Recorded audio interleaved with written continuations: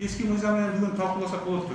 Не может быть. Конституция прямого действия. Eski mizanda мындай деп турат. Депутат референдум боюнча, референдум дайындоо боюнча президентке кайрыла алат деп атат. Чечимди президент кабыл алат деп. Биздин азыр сиздер киргизип аткан мыйзам долбоору кирип атат. Президентке кайрылуу бул жерде жок. Анан ал жерде таптакыр өзүңүз окудуңуз, токтотуп койдуңуз, убагында токтодуңуздар. Анан таптакыр башка эрежелер бар, башка жакка кетип калабыз. Анан мага жооп бериңиз, эмне үчүн 4-февралга биз жергиликтүү шайлоорду жылдыра албайбыз? Мына бу коюп отурат жанагы. Чоң адис жергиликтүү шайлоо боюнча.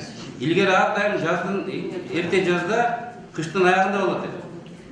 Айыл жеринде азырына топурак баарын ишти таштап коюп тиги айыл өкмөттөр, акимдер шайлоого даярданып атат.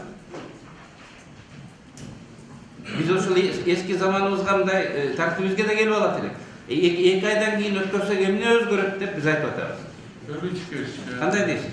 Бүт бар могул маселелер өкмөттө шашылбай жыйын өткөрөт эле. Биз да мыйзамды кабыл алат элек. Эч ушуга окшогон талаш маселелер болбойт эле. Ага чейин да талкуулап, дагы балким бир компромисстик вариантка келмекпиз. Көрбөчүкө сиз 2 айда калтырса конституцияга өзгөрүүнү колдоп бересизби? Эгерде маңызы биздин көңүлүбүзгө жакша ойлонуп көрөбүз.